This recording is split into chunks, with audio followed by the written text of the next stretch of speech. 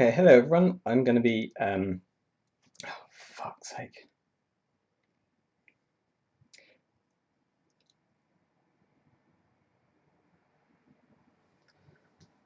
Look at that for a start.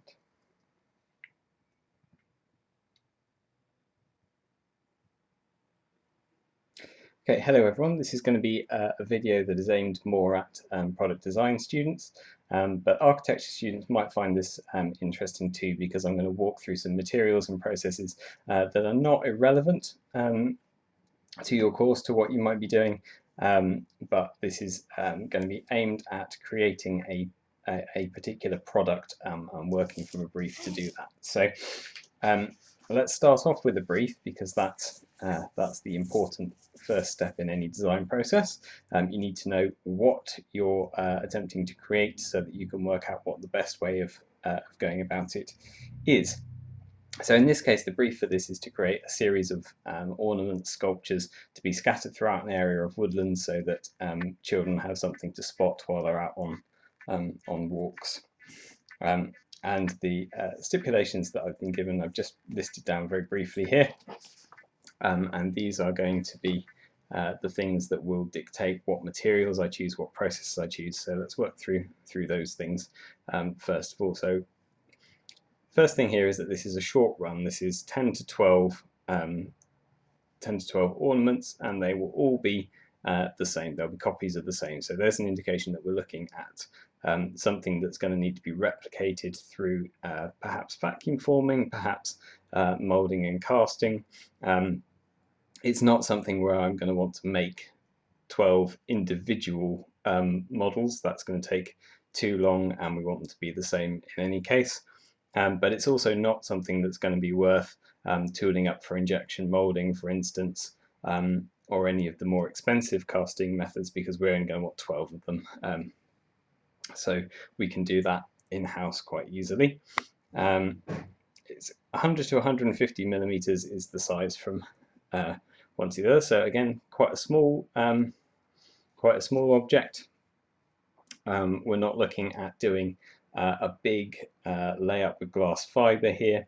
We're looking at something that's very tabletop makeable sort of size. So I'm at this point thinking we're going to be probably looking at either a plaster mold, or a silicon mold, or an alginate mold, possibly a vacuum form mold of whatever the model that I make is going to be, so that we can cast and replicate that a few times. But the other stipulations here will further refine that choice. So it needs a wire attachment on the rear. So that means that whatever I choose to cast the final pieces in is going to need to have wire embedded in the back of it, or screwed fixed to the back somehow. It needs to be a paintable material, because they'll all be painted differently. It needs to withstand wind, rain for several months. Okay, so that's quite an important fact. If I were to, for example, take a plaster mold of this and then pull a latex slush cast out of it, that would start degrading within a couple of weeks. Outside, the paint would start flaking off. So I'm not now looking at a flexible medium for this. I'm probably looking at a rigid medium for this, which means that I'm probably looking at a resin. There's a possibility of looking at a plaster, but again, if it's going to be out in weather for a couple of months here, the plaster could absorb water, and it could start to degrade, it could start to crumble and flake, and certainly the paint would chip off. It would start looking pretty rubbish after a few days probably. So I think I'm probably looking at resin here, which then limits my molding capabilities to silicon or alginate, possibly vac form.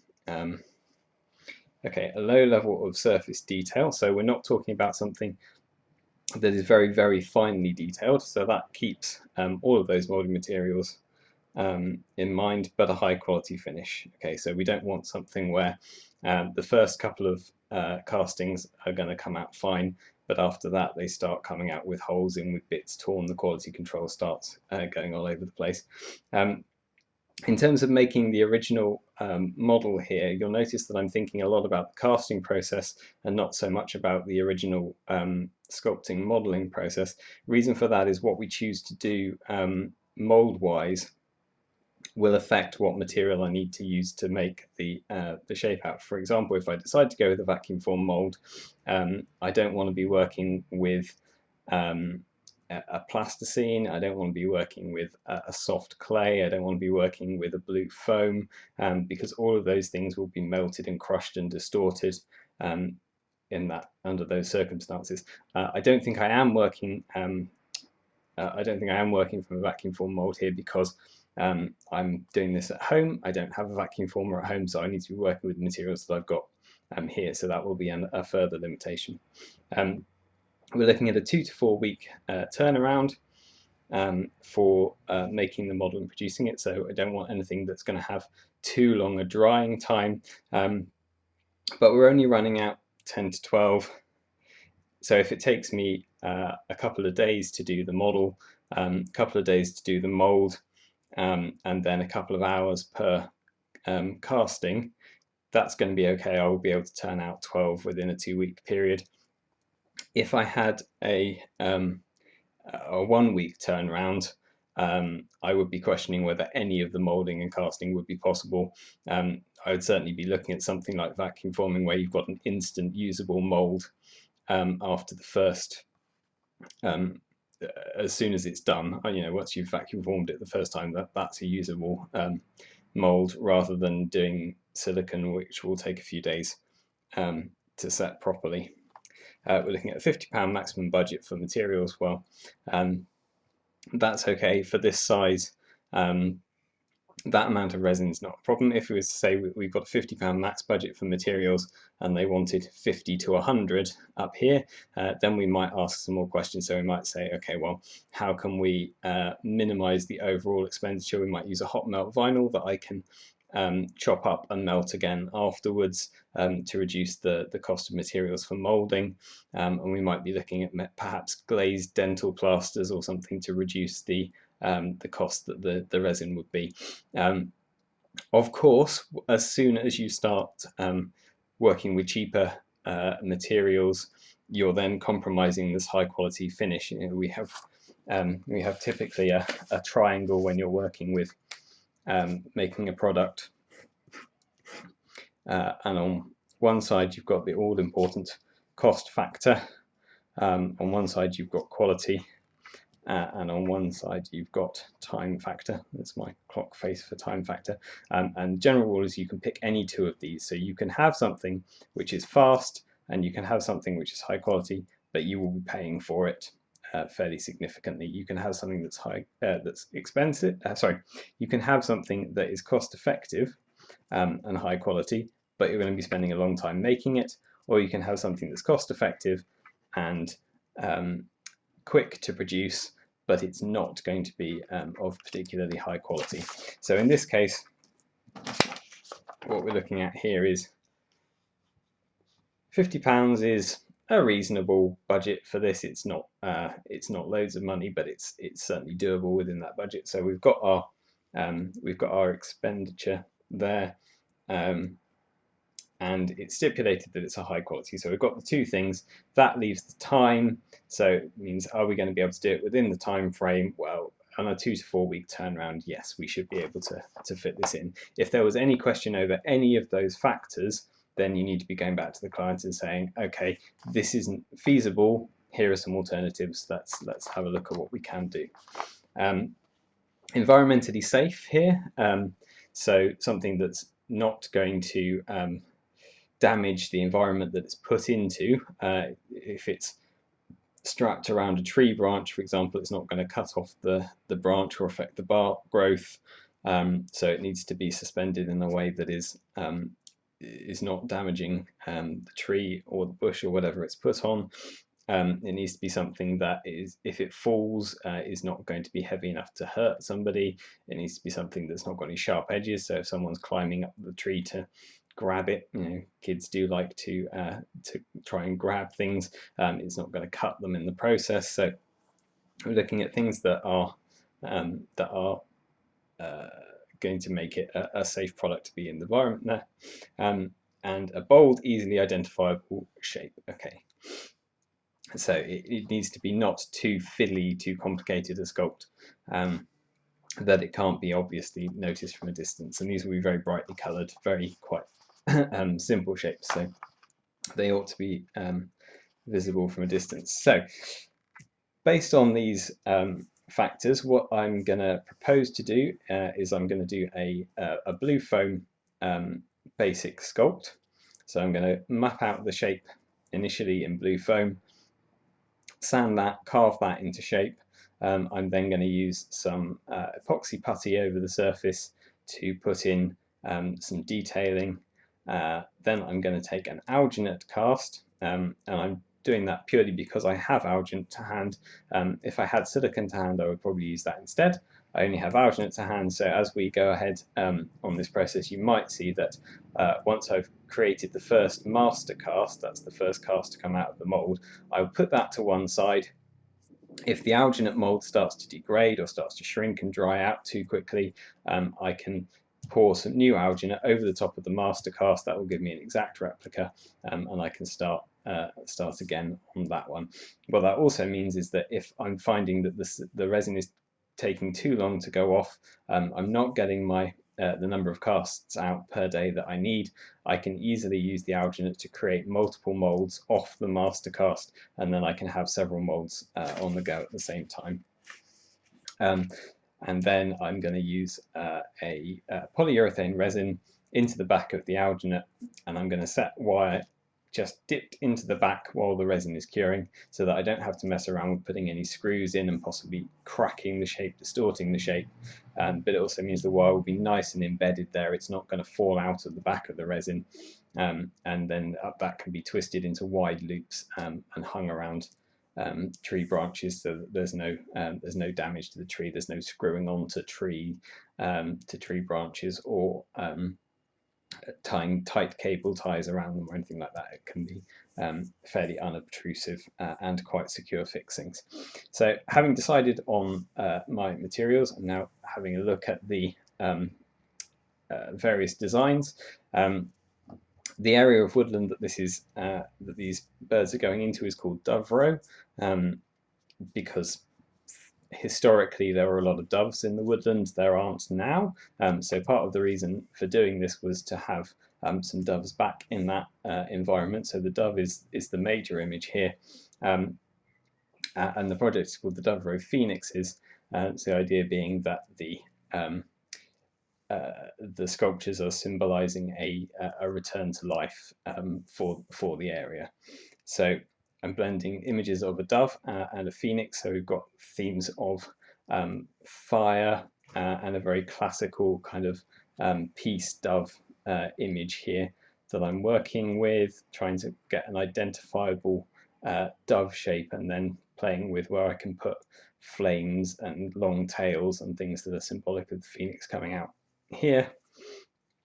I've then started trying to put these into geometrical shapes, because I'm not going to go into too much of the design process, but geometric shapes not only make it easier to sculpt the object and to check the relationship of the parts, but it's also quite pleasing to the eye to have recognizable geometric shapes. And in particular, I'm going with the golden rule here, which, you'll know, the Fibonacci spiral is a spiral that is found in nature and is found a lot in design, and it's basically like a snail shell, and it affects the composition of a shape. So what I've got here is the spiral is going around this way, and one end of it determines where the end of that kind of flamey tail is coming, and then the spiral comes in here, and the outer arm of the spiral dictates where the position of the wings and the head are, and then the inner part of the spiral dictates where the body sits and the tail sits as it continues to come in the spiral around here, whilst preserving this essential shape here, which is the very recognizable dove shape with the kind of fan tail here.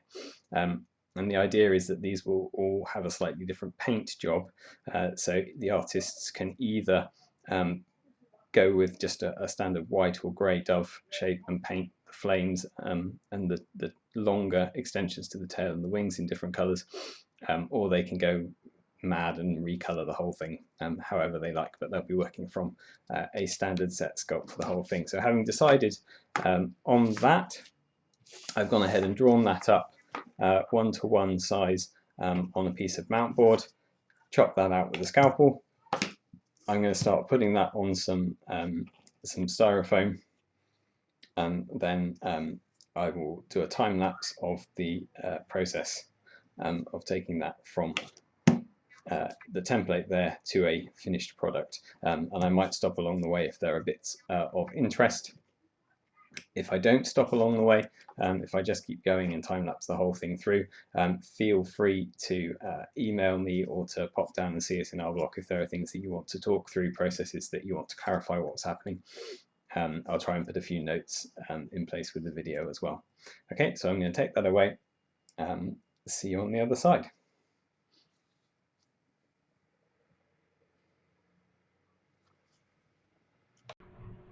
Okay, so what I'm using here is it's actually a yellowy white foam. In this case, it's exactly the same density as the blue coloured styrofoam. Some manufacturers, the colour of the foam indicates the density of it. In this case, this is just because this foam is from a builder's merchant. It's a standard insulation foam, so it's the same density as the blue foam. And I'm just cutting out here with a hot wire cutter, handheld hot wire cutter. You can see going back to the template on a regular basis and putting those lines back in, and then using a scalpel to just start removing the areas of the foam, starting where some sections are going over the top of other sections, just making sure that that dimension is mapped in first before refining any of the shapes. And I'm going to be removing quite a lot of this material throughout this process. It's a very easy and common issue to stop removing material too early and end up with quite chunky, quite angular shape. You are going to be getting rid of quite a lot of the material when you're carving foam in this way. Obviously, make sure you're using a very sharp scalpel blade and you're cutting away from yourself, or at least in such a way that you're not going to hit your fingers if you slip with it. I'm actually using quite a large, broad, curved scalpel blade rather than the regular straight blades that you might use for cutting paper. This is just to give me a bit of extra depth that I can get to and a bit of extra cutting room, but you do need to make sure that you're not applying too much pressure to the scalpel blade at any point, because it can snap quite easily. I'm then going in with some fairly rough grade sandpaper here once I've got the shapes mapped in, and just smoothing out. That helps to see what you've got. I will need to take some more material off here as well, but this just helps to see the shape. You'll notice that the end of the tail there I did on a separate piece of foam just because I didn't have a large enough block of foam available at the time. That's held in place with some copied X, and it's not the strongest of joints. So we're going to do something in a moment to make that easier to carve. At the moment, that's a bit difficult to carve properly without it pulling off again. You see here now I've got it smooth. I can see where I need to take off some more material to start getting the actual shape in there. So continually going back to the template and to put those wing lines back in, sand it down a bit more. And when you're sanding, remember that the foam has a grain to it, so you'll find if you sand in one direction, you'll end up pulling chunks of the foam out, whereas if you sand in the other direction, you'll find that it smooths them down. Sometimes you won't have an option, you'll have to, because of the position that you're working in, you'll have to work in one particular direction. But as much as possible, try and work in the direction that smooths the foam rather than tears it. Here I'm just using a nail file to get into some of those areas. This is a slightly finer grit nail file than the sandpaper that I was using. Similar principle to using a sanding block here. The nail file itself helps to keep the paper nice and flat, but it's quite a nice small tool for getting into the tight areas. So here I'm using some double-sided tape on the bottom and sticking this down onto a piece of hips, and this is so that I can start carving that tail piece without the end piece being endangered of pulling off. So I can now sort of sand that back into the body there. And this plastic baseboard is what I'm going to be using to do the moulding onto, and so that's why I've picked hips. It's a nice smooth surface for pulling the mould off. But what I'm going to do before I do that is start putting some detail in here. So what I've mixed up there is filler with a little bit of PVA glue and a bit of water, and this is making a gesso for going over the surface. Now a true gesso is a durable sandable coating. You'll see it on artist canvases, but it's also used in model making to get a nice smooth surface. And a true gesso is made up of animal glue and whiting, but filler and PVA glue does a fairly decent job of approximating that. So just letting that dry there. That dried very quick, but that was the joy of time lapse. And then I'm using a fine, this is a 600 grit sandpaper to sand that down quite lightly to get a nice smooth finish. And you'll notice I'm not using a block here, I'm just using the sandpaper as is. That's because I don't need to apply a lot of pressure. I'm not taking away big sections at the moment, I'm just smoothing the surface that's there. So I don't need to put as much resistance on it as I was in the earlier stages. And the filler will sand down quite nicely. You could do this with straight filler if you wanted to, but putting the glue and a little bit of water in, not too much, just a little bit diluted so it's brushable, just helps to apply it to the surface.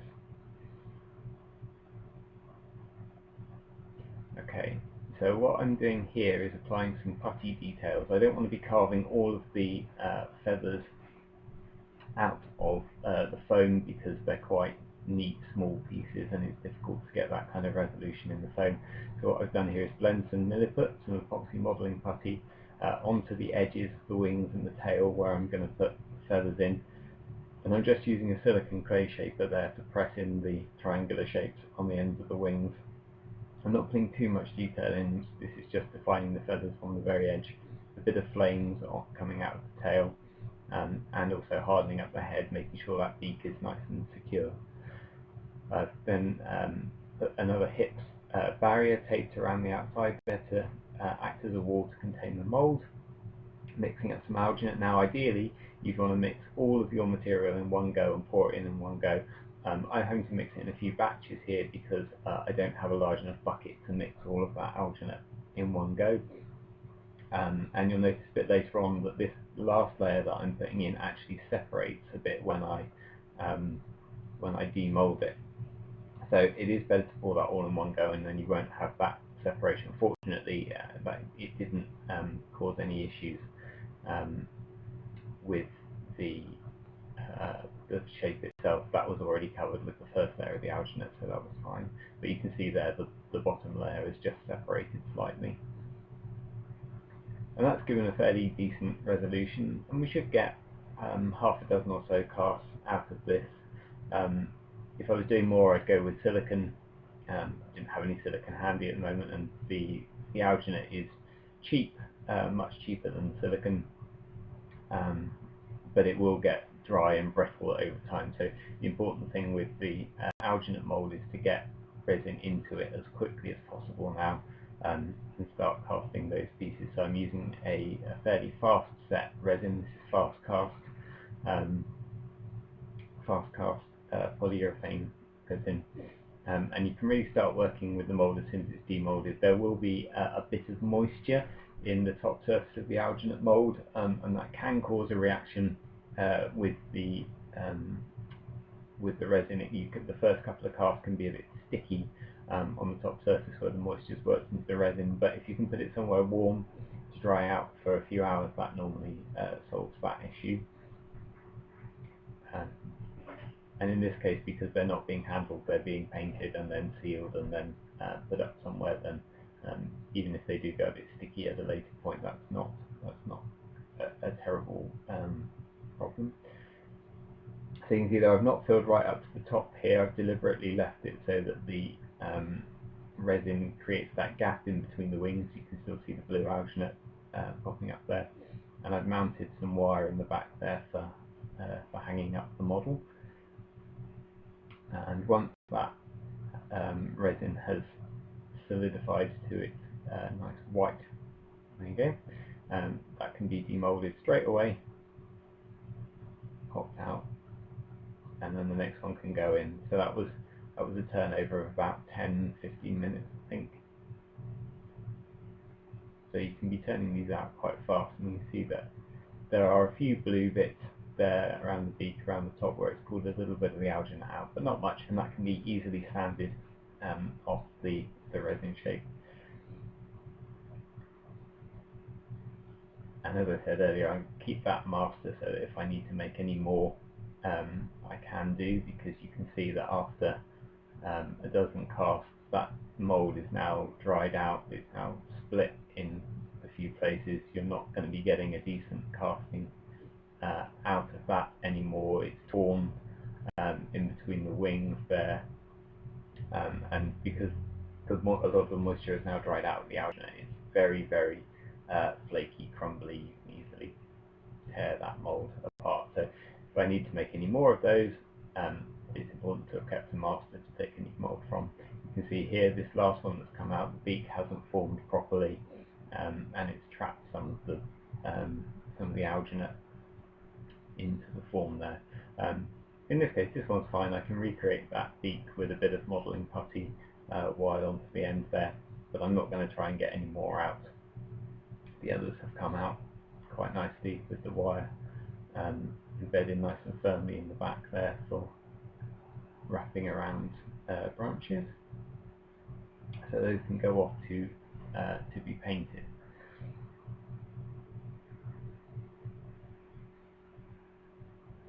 And here's a selection of some of my favourite ones from the paint job. There's a sort of flamey phoenix one, and a rainbow one, and a cow one, and a world unity one, and one representing the community.